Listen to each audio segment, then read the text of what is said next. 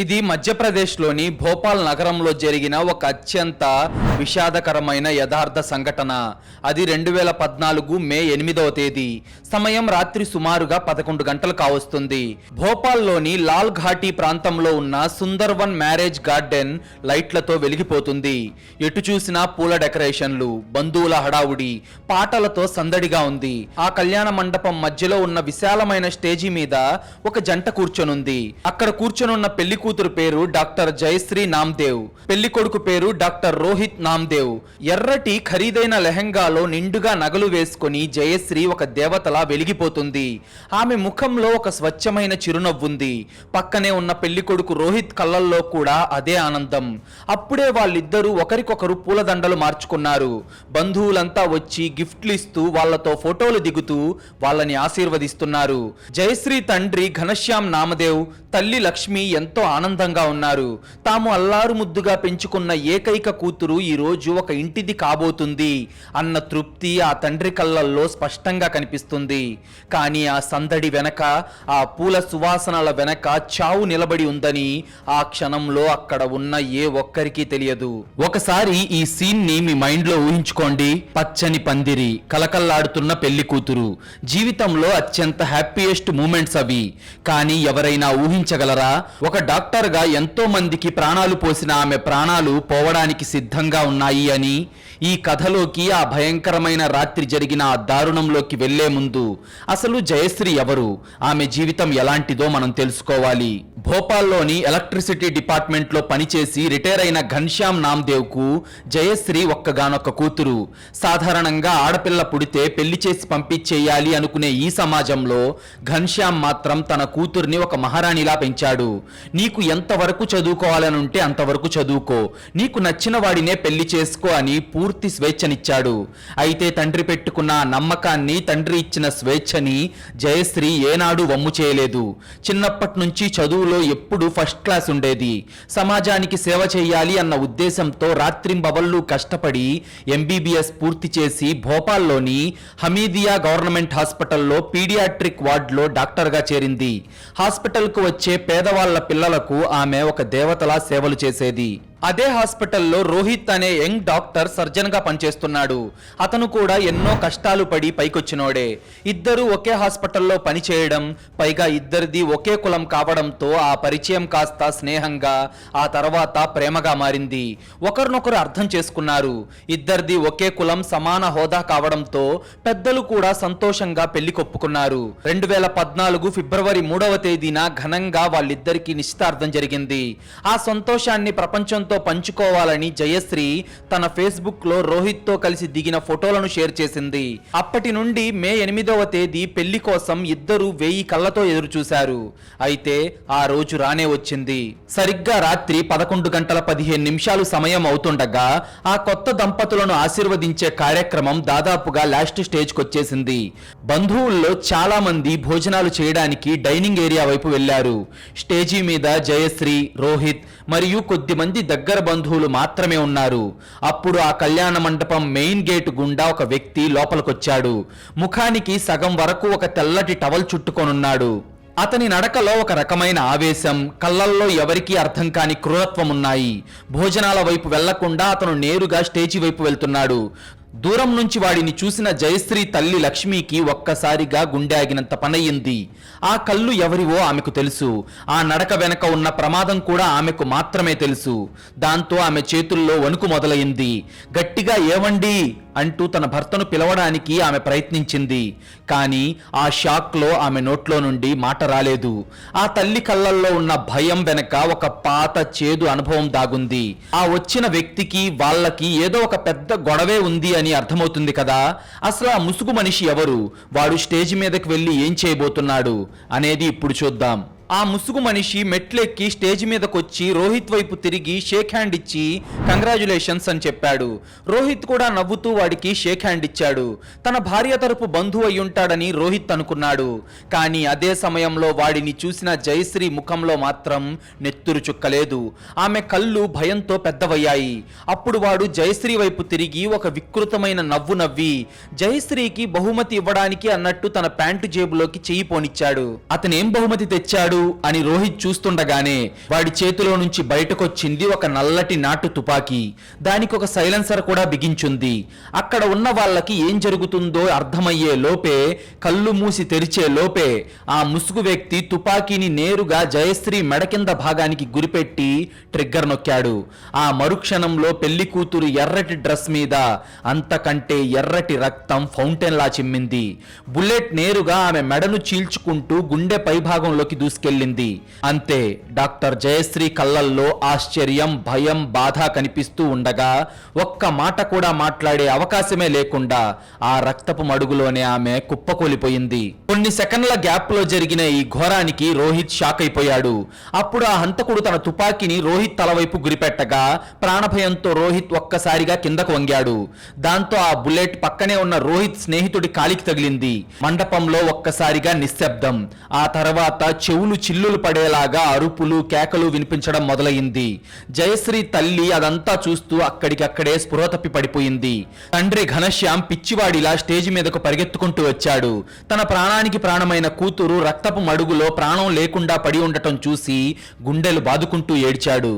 రోహిత్ ఒక డాక్టర్గా తన భార్యను బతికించుకోవడానికి ప్రయత్నిస్తూ ఆ నెత్తుటి చేతులతోనే ఆమెకు సిపిఆర్ చేయడం మొదలుపెట్టాడు. కానీ జయశ్రీ పల్స్ పడిపోతుంది. దాంతో వెంటనే ఆమెను ఎత్తుకొని కారులో హమీదియా హాస్పిటల్కు బయలుదేరారు.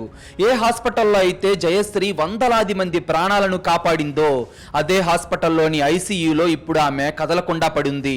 డాక్టర్లు ఎంత ప్రయత్నించినా లాభం లేదు. ఎందుకంటే డాక్టర్ జయశ్రీ అప్పటికే ప్రాణాలు విడిచిందని డాక్టర్లు తేల్చి చెప్పారు. అది విన్న రోహిత్ బాధకైతే హద్దే లేదు. 2 గంటల క్రితం తనతో 7 అడుగులు నడిచిన భార్య ఇప్పుడు శవంగా మారిందన్న నిజాన్ని అతను తట్టుకోలేకపోయాడు. ఎంత ఘోరమో కదా. డాక్టర్గా అందర్నీ బతికించిన ఆ చేతులు తన భార్యను బతికించుకోలేకపోయాయి.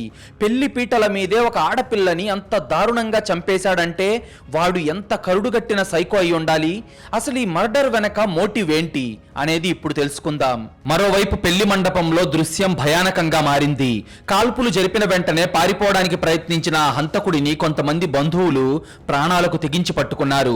వాడి చేతిలో ఉన్న తుపాకీని లాక్కొని వాడిని కింద పడేసి పిడిగుద్దులు గుద్దడం ప్రారంభించారు.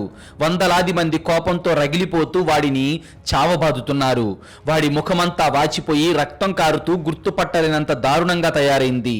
అప్పటికే సమాచారం అందుకున్న భోపాల్ పోలీసులు సుందర్వన్ మ్యారేజ్ గార్డెన్ కు చేరుకున్నారు. పోలీసులు వెంటనే పరిస్థితిని అదుపులోకి తెచ్చి రక్తంతో తడిచిన హంతకుడిని వెంటనే అదుపులోకి తీసుకొని చికిత్స కోసం మరో హాస్పిటల్ కి తరలించి క్రైమ్ సీన్ ను సీజ్ చేశారు. నేల మీద పడి ఉన్న నాటు తుపాకీని, ఆ బుల్లెట్ షెల్ ని ఆధారాలుగా సేకరించారు. కానీ పోలీసుల ముందు ఇప్పుడు ఒక అతిపెద్ద ప్రశ్న ఉంది. అసలు ఇంతకీ ఈ హంతకుడు ఎవరు అనే కోణంలో విచారణ ప్రారంభమైంది. సీనియర్ పోలీస్ ఆఫీసర్ షాక్ లో ఉన్న జయశ్రీ తండ్రి ఘనశ్యామ్ ను విచారించడానికి ట్రై చేశాడు. కానీ ఆయన నోట్లో నుంచి మాట రావడం లేదు. కిందకి చూస్తూ ఏం మాట్లాడకుండా వెక్కి వెక్కి ఏడుస్తున్నాడు. పెళ్లి కొడుకు రోహిత్ ను విచారించగా, నాకు వాడెవడో తెలీదు సార్, నేను నా జీవితంలో వాడిని ఎప్పుడూ చూడలేదు, వాడు నేరుగా వచ్చి నా భార్యను కాల్చేశాడు అని ఏడుస్తూ చెప్పాడు. హాస్పిటల్లో ట్రీట్మెంట్ తీసుకుంటున్న ఆ హంతకుడి ముఖం దెబ్బల వల్ల వాచిపోయి ఉండటంతో వాడు ఎవరో ఆ రాత్రి ఎవరూ గుర్తించలేకపోయారు. వాడి జేబులో ఎలాంటి ఐడి కార్డు లేదు.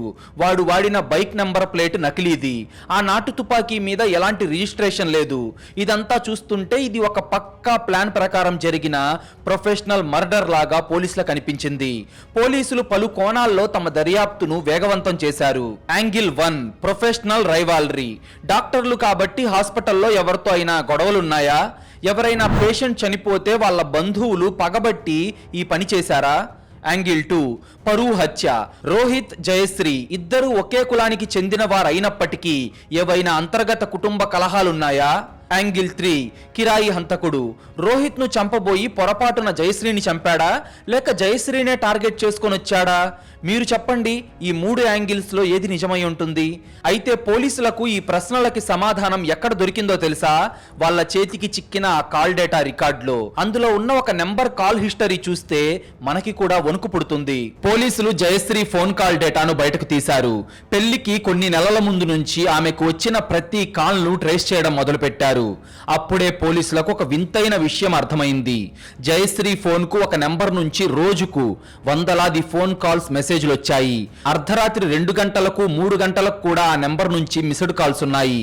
ఆ నెంబర్ ఎవరిది అని ట్రేస్ చేయగా అది మధ్యప్రదేశ్లోని సాగర్ అనే ప్రాంతానికి చెందిన ఒక టవర్ లొకేషన్ ను చూపిస్తుంది. ఆ నెంబర్ కు సంబంధించిన సోషల్ మీడియా అకౌంట్లను వెతకగా అందులో జయశ్రీ ఫోటోలు మాత్రమే వందల సంఖ్యలో డౌన్లోడ్ చేసున్నాయి. దాంతో అధికారులకు క్లారిటీ వచ్చింది. ఇది ప్రొఫెషనల్ మర్డర్ కాదు, ఇది ఒక సైకోటిక్ వన్ సైడ్ లవర్ చేసిన దారుణమని. కానీ ఆ లవర్ ఎవరు? జయశ్రీ లాంటి ఒక పేరున్న డాక్టర్ జీవితంలోకి ఈ సైకో ఎలా ప్రవేశించాడు అనే కోణంలో విచారించడానికి హాస్పిటల్లో స్పృహలోకి వచ్చిన ఆ హంతకుడి దగ్గరికి పోలీసులు చేరుకున్నారు.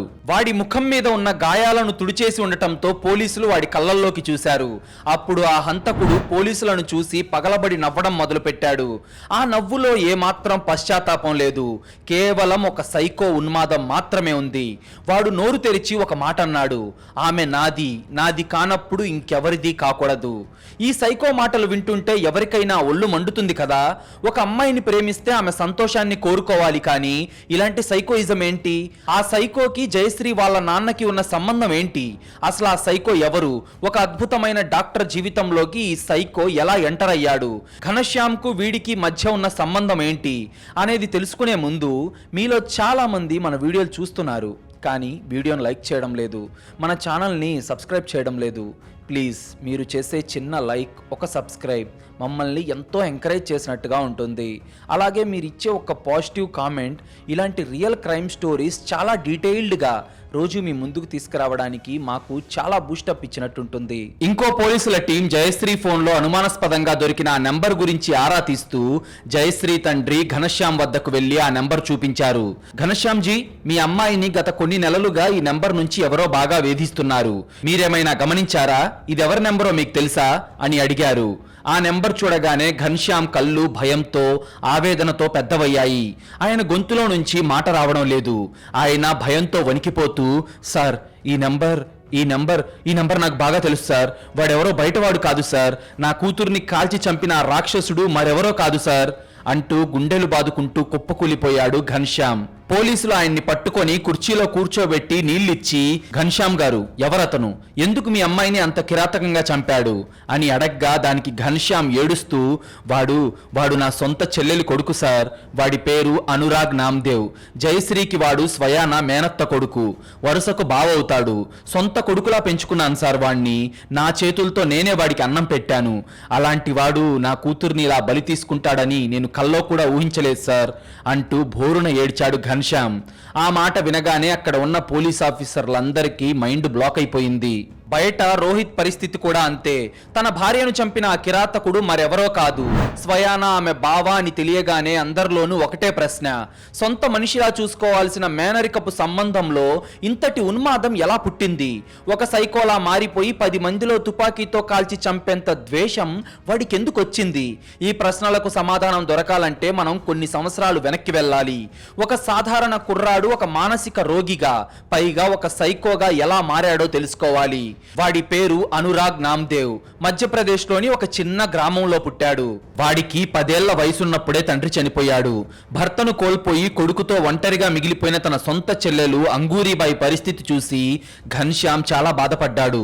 ఆ కుటుంబాన్ని ఆదుకోవాల్సిన బాధ్యత తనదే అనుకొని అనురాగ్ను భోపాల్కు తీసుకొచ్చాడు. అప్పటికి ఘనశ్యామ్ ఇంట్లో ఆయన భార్య లక్ష్మి, కూతురు జయశ్రీ ఉన్నారు. అనురాగ్ను ఆ ఇంట్లో ఒకడిగా, సొంత కొడుకులా వాళ్ళు చూసుకున్నారు. జయశ్రీకి అప్పటికే అనురాగ్ అంటే మంచి అభిప్రాయం ఉండేది. వాడిని తన సొంత అన్నయ్యలాగే చూసుకునేది. అనురాగ్ కూడా బ్యాంకు ఉద్యోగం సాధించాలనే లక్ష్యంతో కష్టపడ్డాడు. వాడికి కోచింగ్ ఫీజులు కట్టి వాడి ఖర్చులు భరించి అన్ని రకాలుగా ఘనశ్యామ్ వాడికి అండగా నిలబడ్డాడు. ఆ ఇంట్లో అనురాగ్కు ఎలాంటి లోటు లేదు. ఒకరోజు అనురాగ్కు తీవ్రమైన జ్వరం వచ్చింది. వారం రోజుల పాటు మంచం మీదే ఉన్నాడు. అప్పుడు మెడిసిన్ చదువుతున్న జయశ్రీ వాడిని దగ్గరుండి చూసుకుంది. రాత్రంతా మేల్కొని వాడికి మందులు వేయడం, జ్వరం తగ్గే వరకు పక్కనే ఉండి ఒక తల్లిలాగా, ఒక చెల్లిలాగా చూసుకుంది. కానీ అదే ఆమె చేసిన అతిపెద్ద తప్పు అవుతుందని ఆ క్షణంలో ఆమెకు తెలియదు. సైకాలజీలో ఎరోటోమానియా అనే ఒక మానసిక వ్యాధి ఉంది. అవతలి వాళ్ళు కేవలం దయతోనో స్నేహంతోనో పలకరిస్తే వాళ్ళు తమను గాఢంగా ప్రేమిస్తున్నారని ఈ వ్యాధి ఉన్న వాళ్ళు భ్రమపడతారు. అనురాగ్ బుర్రలో కూడా సరిగ్గా ఇదే జరిగింది. జయశ్రీ తనను ఒక సోదరుడిగా చూసుకుంటుందన్న కనీస ఇంగిత జ్ఞానం వాడికి లేకుండా పోయింది. జయశ్రీ నన్ను ప్రేమిస్తుంది, ఆమె నా కోసమే పుట్టింది, మామయ్య నన్ను ఇంటికి తీసుకొచ్చింది కూడా ఆమెను నాకిచ్చి పెళ్లి చేయడానికే అని వాడికి వాడే ఒక ఊహాలోకంలో బతకడం మొదలు పెట్టాడు. కానీ ఆ విషయాన్ని ఎప్పుడూ జయశ్రీకి చెప్పలేదు. కొన్నాళ్ల తర్వాత ఘనశ్యామ్ పెట్టిన భిక్ష వల్ల అనురాగ్కు హెచ్డిఎఫ్సి బ్యాంకులో ఉద్యోగం వచ్చింది. పోస్టింగ్ సాగర్ నగరంలో పడింది. వాడికి ఉద్యోగం రాగానే ఇక మామయ్య ఇంట్లో ఉండటం ఎందుకు అని చెప్పి భోపాల్ నుంచి సాగర్కు మకాం మార్చాడు. అక్కడే అసలు వినాశనానికి పునాది పడింది. ఒకే ఇంట్లో ఉన్నప్పుడు జయశ్రీ రోజు కనిపించేది. ఇప్పుడు దూరం పెరిగేసరికి వాడిలో ఒక రకమైన అబ్సెషన్ అనగా పిచ్చి వ్యామోహం మొదలైంది. సోషల్ మీడియాలో జయశ్రీతో కనెక్ట్ అయ్యాడు. జయశ్రీ ఒక కల్చర్ తెలిసిన అమ్మాయి. తన కాలేజ్ ఈవెంట్స్, ఫ్రెండ్స్ తో ట్రిప్స్, ఫంక్షన్స్ ఇలా ప్రతి చిన్న విషయాలను ఫోటోలను ఫేస్బుక్ లో పోస్ట్ చేసేది. ఆ ఫోటోలు చూస్తూనే అనురాగ్ గంటల తరబడి గడిపేవాడు. ఆ ఫోటోలను జూమ్ చేసి చూడటం, వాటినే స్క్రీన్ సేవర్లుగా పెట్టుకోవడం, ఆమె ఎవరైనా మగాళ్లతో క్లోజ్ గా ఫోటో దిగితే జలసీతో రగిలిపోవడం, ఇలా వాడి సైకోయిజం పీక్స్ కి వెళ్ళిపోయింది. ఈ సైకలాజికల్ కండిషన్ నే ఎరోటోమానియా అంటారు. జాలిని ప్రేమగా భ్రమపడటం. ఈ రోజుల్లో చాలా మంది వన్ సైడ్ లవర్స్ చేసే అతిపెద్ద తప్పు ఇదే. ఆ అబ్సెషన్ పీక్స్ కి వెళ్తే వాళ్ళు ఎంతకైనా తెగిస్తారు అనడానికి ఈ స్టోరీ ఒక బెస్ట్ ఎగ్జాంపుల్. అయితే తర్వాత అనురాగ్ ఏం చేశాడో ఇప్పుడు చూద్దాం. ఒకరోజు వాడికి పిచ్చి పతాక స్థాయికి చేరుకుంది. నేరుగా భోపాల్ వచ్చి జయశ్రీని కలిసి ఏమాత్రం మొహమాటం లేకుండా, జయశ్రీ ఐ లవ్ యూ, నేను నిన్ను పెళ్లి చేసుకోవాలనుకుంటున్నాను, నేను నా చిన్నప్పటి నుంచి నిన్ను ప్రేమిస్తున్నాను అని తన మనసులో ఉన్న ఉన్మాదపు ప్రేమను బయటపెట్టాడు. ఆ మాట వినగానే జయశ్రీకి గుండె పనయింది. అప్పటి వరకు తాను ఎంతో గౌరవించిన, సొంత అన్నయ్యలా భావించిన వ్యక్తి నోటి నుంచి ఆ మాటలొచ్చేసరికి ఆమెకు అసహ్యం కలిగింది. అనురాగ్, బుర్ర పనిచేస్తుందా లేదా నీకు? నువ్వు నాకు అన్నయ్య లాంటి వాడివి. నిన్న ఆ కోణంలో నేను కలలో కూడా ఊహించుకోలేను. ఇంకెప్పుడు నా ముందు ఈ ప్రస్తావన తీసుకురాకు అని ముఖం మీదే ఖచ్చితంగా తేల్చి చెప్పేసింది. ఏదైనా ఒక నార్మల్ కుర్రాడైతే ఆ రిజెక్షన్ ను ఫీల్ అయ్యి కొన్నేళ్లు బాధపడి ఆ తర్వాత సైలెంట్ అయిపోతాడు. కానీ వాడు ఒక సైకో. ఒక అమ్మాయి నో చెప్తే వీళ్ళ ఈగో హట్ అవుతుంది. నేను అంత ప్రేమిస్తుంటే నన్నే కాదంటావా? నువ్వు కాదన్నా సరే నేను నిన్ను వదలను అనే మూర్ఖత్వంలోకి వెళ్ళిపోతారు. సరిగ్గా అనురాగ్ కూడా అదే చేశాడు. అప్పటి నుంచి జయశ్రీకి నరకం చూపించడం మొదలుపెట్టాడు. రోజుకు 100ల కొద్ది మెసేజ్లు, కాల్స్ చేసేవాడు. ఆమె ఫోన్ ఎత్తకపోతే, నువ్వు నాతో మాట్లాడకపోతే నేను చచ్చిపోతాను, నీ లైఫ్ నాశనం చేస్తాను అని బ్లాక్మెయిల్ చేసేవాడు. ఒక అమ్మాయికి ఇంతకంటే టార్చర్ మరొకటి ఉండదు కదా. ఇంట్లో తెలిస్తే ఏమవుతుందో అన్న భయంతో జయశ్రీ ఈ విషయాన్ని చాలా రోజులు దాచిపెట్టింది. వాడిని ఎలాగైనా మార్చాలని ఒకరోజు స్వయంగా వాడి దగ్గరికి వెళ్ళి వాడి చేతికి ఒక రాఖీ కట్టింది. నువ్వు ఎప్పటికీ నాకు అన్నయ్యవే, ప్లీజ్ నన్ను వదిలేయ్ అని బతిమిలాడింది. కానీ ఆ సైకో అనురాగ్ ఆమె కళ్ళల్లోకి చూస్తూ ఒక రాక్షసుడిలాగా నవ్వి, నువ్వు నాకు ఒక రాఖీ కాదు జయశ్రీ, 1000 రాఖీలు కట్టుకో, కానీ నా దృష్టిలో మాత్రం నువ్వు ఎప్పటికీ నా భార్యవే, నా దానివే, నువ్వు నాకు దక్కకపోతే ఇంకెవ్వరికీ దక్కనివ్వను అని వార్నింగ్ ఇచ్చి వెళ్ళిపోయాడు. ఆ వార్నింగ్ తో జయశ్రీకి వాడి అసలు రూపం అర్థమైంది. వీడు మాటలు వినే రకం కాదని అర్థమై ధైర్యం చేసి మొత్తం విషయాన్ని తన తండ్రి ఘనశ్యామ్ కు చెప్పింది. తన చేతుల మీదుగా పెరిగిన మేనల్లుడు తన కూతురిపైనే కన్నేశాడని తెలిసి ఆ తండ్రికి రక్తం మరిగిపోయింది. కానీ ఆ కోపాన్ని దిగమింగుకొని పరువు కోసం ఆలోచించాడు. నేరుగా తన చెల్లెలు అంగూరిబాయికి ఫోన్ చేసి విషయాన్నంతా చెప్పాడు. ఆ తల్లి కూడా షాక్ అయ్యి కొడుకుని గట్టిగా మందలించింది. వాడింకెప్పుడు అలా చేయడన్నయ్యా, నేను వాడికి బుద్ధి చెప్పాను అని హామీ ఇచ్చింది. అది నిజమేనని ఘనశ్యామ్ నమ్మాడు. కొన్నాళ్ల పాటు అనురాగ్ నుంచి కాల్స్ రావడం ఆగిపోయాయి. జయశ్రీ కూడా ఊపిరి పీల్చుకుంది. ఆ పీడ విరగడైందని ఆ కుటుంబం అంతా సంతోషించారు. అదే సమయంలో జయశ్రీకి తోటి డాక్టర్ రోహిత్ తో పరిచయం, ప్రేమ, ఆ తర్వాత నిశ్చితార్థం జరిగాయి. నిశ్చితార్థం అయ్యాక జయశ్రీ తన ఫేస్బుక్ లో రోహిత్ తో కలిసి దిగిన ఫోటోలను షేర్ చేసింది. ఎక్కడో సాగర్ లో ఉన్న అనురాగ్ కు ఆ ఫోటోలు కనిపించాయి. ఆ ఫోటోలు చూసిన ఆ క్షణంలో వాడి లోపల ఉన్న రాక్షసుడు మళ్లీ నిద్రలేచాడు. ఒక అగ్నిపర్వతం బద్దలైనట్టు వాడి కోపం కట్టలు తెంచుకుంది. తనదని భావించిన వస్తువును వేరొకరు లాగేసుకుంటున్నారన్న ఫీలింగ్ వాడిని పిచ్చోణ్ణి చేసింది. వెంటనే ఘనశ్యామ్ కు ఫోన్ చేసి చాలా కోపంగా, చాలా ఆవేశంగా, మామయ్య ఫోటోలు చూశాను, చాలా బాగా జరుగుతుంది మీ ప్లానింగ్. నేను చెప్పేది ఒక్కటే, జయశ్రీ నాది. ఆ పెళ్లిని వెంటనే క్యాన్సిల్ చేయండి. ఒకవేళ మీరు గనక నా మాట కాదని ఆ పెళ్లి చేస్తే ఆ మండపంలో ఎన్ని శవాలు లేస్తాయో మీరే చూస్తారు. ఇది వార్నింగ్ కాదు మామయ్య, ముందస్తు ఇన్ఫర్మేషన్ అని ఫోన్ కట్ చేశాడు. ఈ ఒక్క ఫోన్ కాల్తో ఆ తండ్రి ఎంత భయపడిపోయి ఉంటాడో కదా. కానీ ఆయన తీసుకున్న ఒక తప్పుడు నిర్ణయం ఈ స్టోరీలో అతి పెద్ద ట్రాజెడీగా మారుతుంది. పరువుకి ప్రాణానికి మధ్య జరిగిన ఈ సైలెంట్ వార్ లో ఎవరు గెలిచారో ఇప్పుడు చూద్దాం. ఆ మాటలు విన్న ఘన్శ్యామ్ గుండెల్లో రైళ్లు పరిగెత్తాయి. ఇప్పుడు ఏం చేయాలి? పోలీసులకు కంప్లైంట్ చేయాలా? కానీ అలా చేస్తే తన సొంత చెల్లెలి కొడుకే కూతురు వెంట పడుతున్నాడని అందరికీ తెలుస్తుంది. పెళ్లికి ముందు ఇలాంటి పోలీస్ కేసులు ఉంటే రోహిత్ వాళ్ళ కుటుంబం ఏమనుకుంటుంది? ఎక్కడ పెళ్లి ఆగిపోతుందో, ఎక్కడ తమ పరువు బజారున పడుతుందో అన్న భయం ఆ తండ్రిని భయపెట్టింది. ఏదో కోపంలో వాగుతున్నాళ్లే, వాడు పెళ్లి మండపానికి వచ్చి ఏం చేయగలడు? మన బంధువులంతా ఉంటారు కదా, ఒకవేళ వస్తే వాడిని పక్కకు తీసుకెళ్లి సర్ది చెప్దాం అని ఒక మూర్ఖపు నిర్ణయం తీసుకున్నాడు ఘన్శ్యామ్. పోలీస్ కంప్లైంట్ ఇవ్వకుండా ఆయన చేసిన ఆ ఒక్క చిన్న తప్పే ఆ తర్వాత ఎంతటి ఘోరానికి దారి తీసిందో ఇప్పుడు మీకు అర్థమవుతుంది. ఇక కట్ చేస్తే అది పోలీస్ ఇంట్రాగేషన్ రూమ్. హాస్పిటల్లో చికిత్స పొంది కొద్దిగా కోలుకున్న అనురాగ్ను పోలీసులు తమ స్టైల్లో విచారించడం మొదలుపెట్టారు. సాధారణంగా ఒక నేరం చేసిన వాడు పోలీసుల ముందు భయపడతాడు, ఏడుస్తాడు, లేదా నేరం చేయలేదు అని బుకాయిస్తాడు. కానీ అనురాగ్ అలా చేయలేదు. వాడు పోలీసుల వైపు చూస్తూ ఒక సైకోలా నవ్వుతున్నాడు. వాడి ముఖంలో ఎలాంటి పశ్చాత్తాపం లేదు. వాడి కళ్ళల్లో ఒక వింతైన సాటిస్ఫాక్షన్ కనిపిస్తుంది. రే సైకో, ఎందుకులా చంపావు అమ్మాయిని? నీకు అన్నం పెట్టిన వాళ్ళ ఇంట్లోనే చిచ్చు పెడతావారా? వాళ్ళ పిల్లనే బలి తీసుకుంటావా అని ఒక ఇన్స్పెక్టర్ గట్టిగా అరిచాడు. దానికి అనురాగ్ ఏమాత్రం భయపడకుండా చాలా కూల్గా, నేను ముందే చెప్పాను సార్, ఆమె నాకు దక్కనప్పుడు ఏ రోహిత్ గాడికో దక్కడం నేను చూడలేను. ఆమె చచ్చిపోవడం నాకు ఇష్టం లేదు, కానీ వేరొకరి భార్యగా ఆమె బతకడం నాకు ఇంకా ఇష్టం లేదు, అందుకే చంపేశాను అని సమాధానం చెప్పాడు. అప్పుడు పోలీసులు వాడి ప్లానింగ్ ఎలా జరిగిందో ఆరా తీశారు. అప్పుడు వాడి నుంచి రాబట్టిన నిజాలు వింటుంటే పోలీసులకే మైండ్ బ్లాక్ అయింది. మే 8వ తేదీన పెళ్లి అని వాడికి తెలుసు. దాంతో ఒక వారం ముందే వాడు ఈ మర్డర్ కి స్కెచ్ రెడీ చేశాడు. లైసెన్స్ ఉన్న తుపాకీ కొంటే దొరికిపోతానని తెలిసి సాగర్ లోనే కుల్దీప్ అనే ఒక ఇల్లీగల్ ఆయుధాల బ్రోకర్ ను కలిశాడు. 17,000 రూపాయలు ఇచ్చి ఒక నాటు తుపాకీని, దానికి సైలెన్సర్ ను, అలాగే బుల్లెట్లను కొన్నాడు. పెళ్లి రోజు ఉదయం అనురాగ్ సాగర్ నుంచి బయలుదేరాడు. బస్సులోనో ట్రైన్లోనో వెళ్తే సీసీటీవీల్లో దొరికిపోతాను అని ఒక స్నేహితుడి దగ్గర బైక్ అడిగాడు. ఆ బైక్ కి ఉన్న నెంబర్ ప్లేట్ తీసేసి ఒక నకిలీ నెంబర్ ప్లేట్ దానికి తగిలించాడు. సాగర్ నుంచి భోపాల్కు దాదాపు 170 కిలోమీటర్లు ఉండగా ఆ బైక్ మీదే జేబులో గన్ను పెట్టుకుని అతను ప్రయాణించాడు. దారి పొడవునా వాడు జయశ్రీని ఎలా చంపాలి, ఆమె ఎలా కింద పడాలి అన్న దృశ్యాలను మాత్రమే తన మనసులో ఊహించుకుంటూ వచ్చాడు. సరిగ్గా రాత్రి 8 గంటల సమయంలో సుందర్వన్ మ్యారేజ్ గార్డెన్ కు చేరుకున్నాడు. ముఖానికి టవల్ కట్టుకొని లోపలికొచ్చాడు. బంధువులంతా బిజీగా ఉండటంతో వాడిని ఎవరూ పెద్దగా పట్టించుకోలేదు. దాంతో వాడు నేరుగా లోపలికి వెళ్ళిపోయాడు. అయితే ఇక్కడే పోలీసులకు ఒక మైండ్ బ్లోయింగ్ ట్విస్ట్ తెలిసింది. అందరూ అనుకుంటున్నట్టు వాడు రాత్రి 11 గంటలకు వచ్చి కాల్పులు జరపలేదు. వాడు రాత్రి 8 గంటలకే మండపంలోకి వచ్చాడు.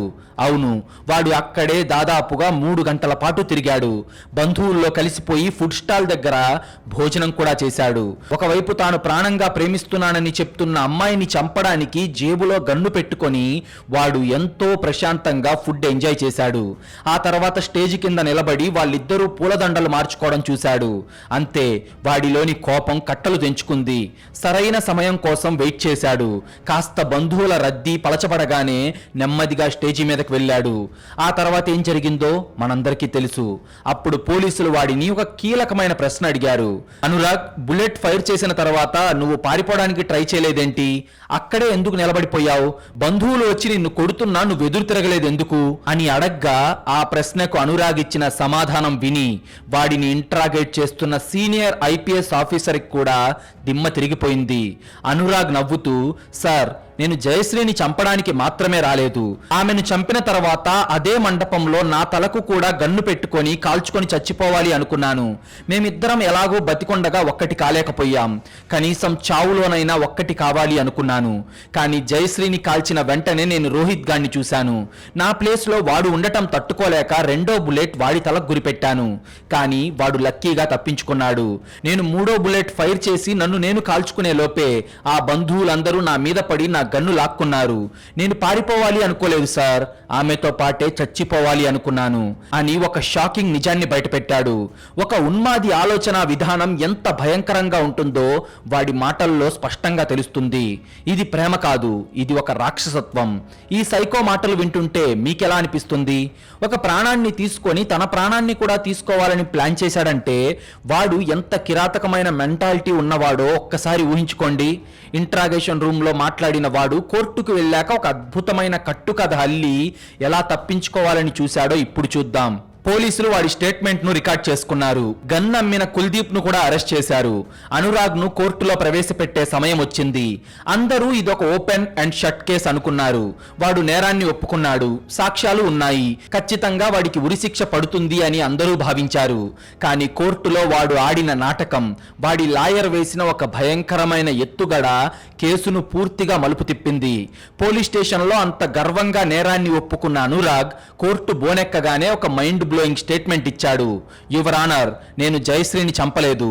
ఆ రోజు ఆ మండపంలో అసలు ఏం జరిగిందంటే అంటూ వాడు జడ్జి గారి ముందు ఒక కట్టు కథ అల్లడం మొదలుపెట్టాడు. ఆ కథ విన్న జయశ్రీ తల్లిదండ్రులు రోహిత్ కోపంతో ఊగిపోయారు. ఇంతకీ అసలు వాడు కోర్టులో ఏం చెప్పాడు? అంతమంది సాక్షుల ముందు జరిగిన హత్యను వాడు ఎలా కప్పిపుచ్చుకోవడానికి ప్రయత్నించాడు? ఒక సైకో కిల్లర్ ను కోర్టు ఎలా శిక్షించింది? ఆ తర్వాత జరిగిన మరొక ఊహించని విషాదం ఏంటి అనేది తెలుసుకునే ముందు మీరు ఈ వీడియోను ఇప్పటిదాకా గనక చూసుంటే మీకు ఖచ్చితంగా ఈ వీడియో నచ్చే ఉంటుంది అనుకుంటున్నాను. ఒకవేళ నిజంగానే మీకు ఈ వీడియో నచ్చుంటే ఈ వీడియో కింద ఒక హైప్ బటన్ కనిపిస్తుంది. అక్కడ క్లిక్ చేసి హైప్ ఇస్తే మీలాంటి మంచి ఆడియన్స్ మరికొంతమందికి ఈ వీడియో రికమెండ్ అవుతుంది.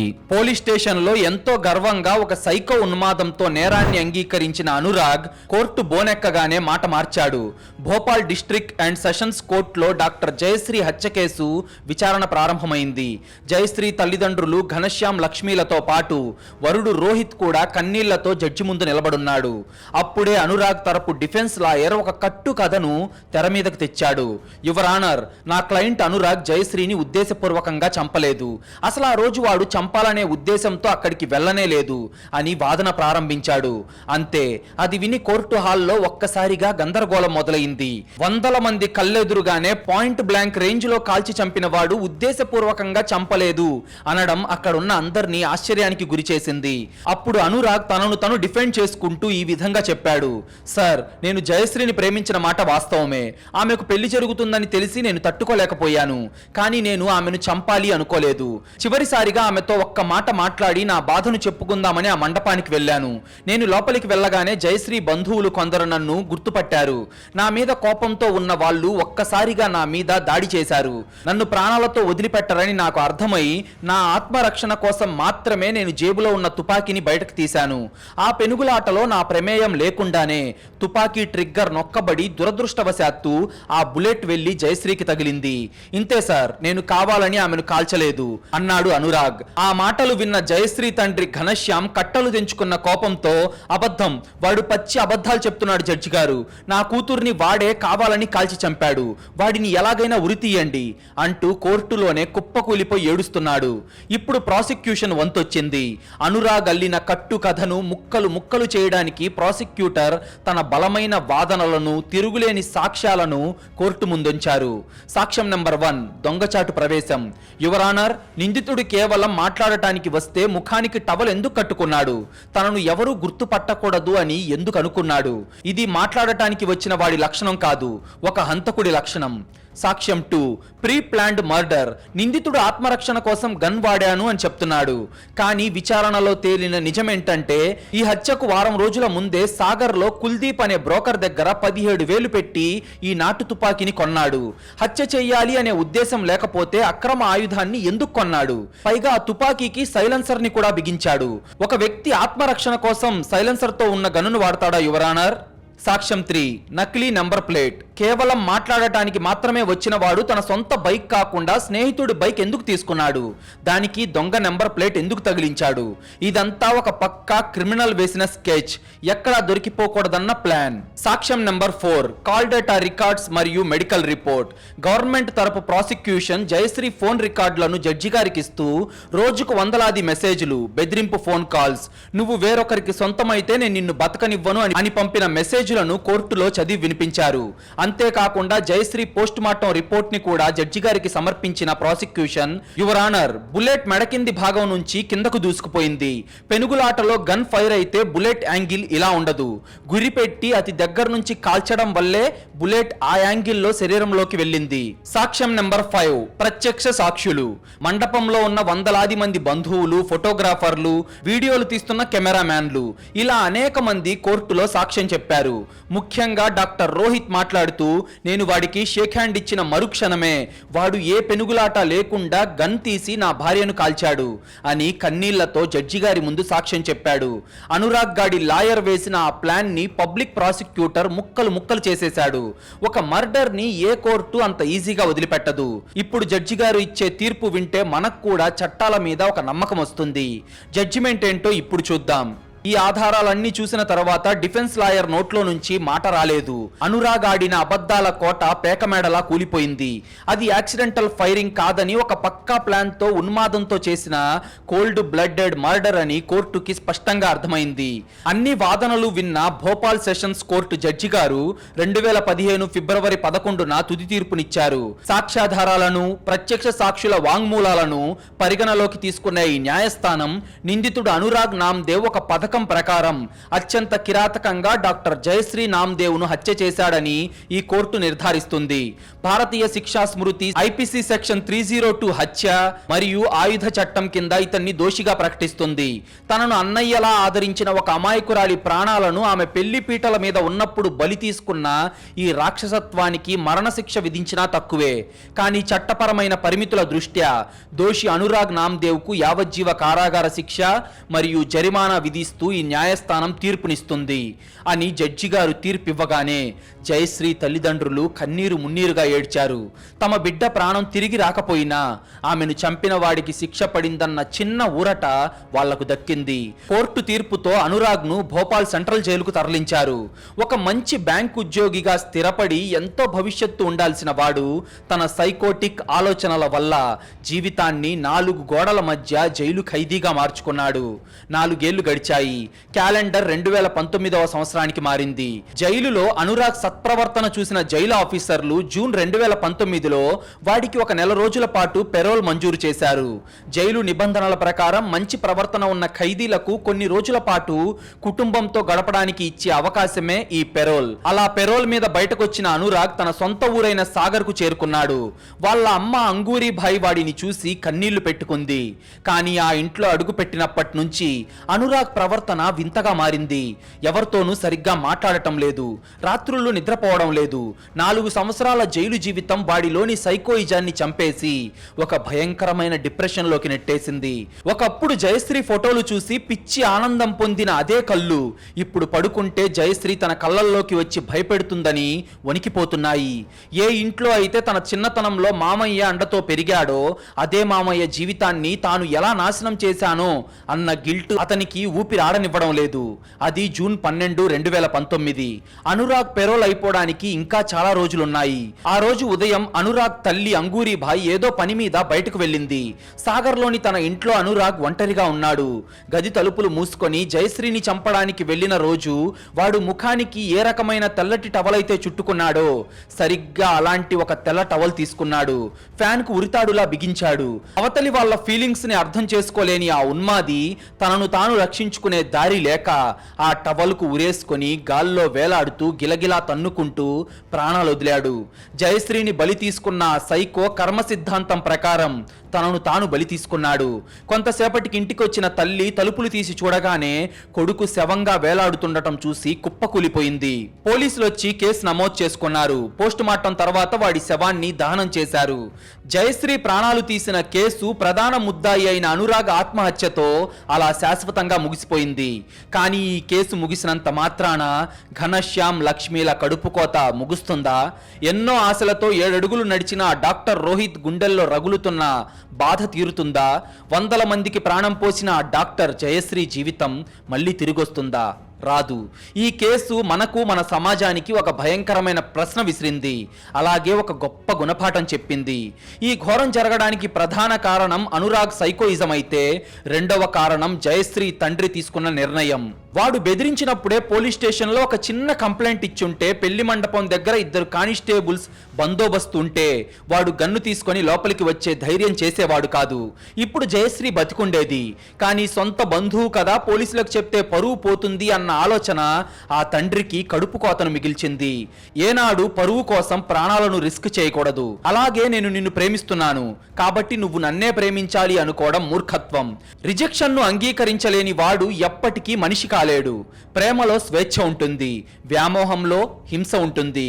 ఎవరైనా మిమ్మల్ని మీ ఇష్టానికి వ్యతిరేకంగా వేధిస్తుంటే అది వాళ్ళలోని సైకోయిజానికి మొదటి మెట్టు అని గుర్తించి వెంటనే పెద్దలకు లేదా పోలీసులకు సమాచారం ఇవ్వండి. మీరు దాన్ని దాచిపెడితే అది జయశ్రీ లాంటి ఎంతో మంది అమాయకుల ప్రాణాలను బలి తీసుకుంటుంది. ఇది కేవలం ఒక క్రైమ్ స్టోరీ కాదు, ఒక అమ్మాయికి జరిగిన అత్యంత ఘోరమైన అన్యాయం. మీకు గనుక ఈ డీటెయిల్డ్ రియల్ క్రైమ్ స్టోరీ నచ్చినట్లయితే ఇప్పుడే ఈ వీడియోను లైక్ చేసి మన ఛానల్ను సబ్స్క్రైబ్ చేసుకోండి. మీరు చేసే చిన్న లైక్, ఒక సబ్స్క్రైబ్ మమ్మల్ని ఎంతో ఎంకరేజ్ చేసినట్టుగా ఉంటుంది. అలాగే మీరు ఇచ్చే ఒక పాజిటివ్ కామెంట్ ఇలాంటి రియల్ క్రైమ్ స్టోరీస్ని చాలా డీటెయిల్డ్గా రోజు మీ ముందుకు తీసుకురావడానికి మాకు చాలా బూస్టప్ ఇచ్చినట్టుంటుంది.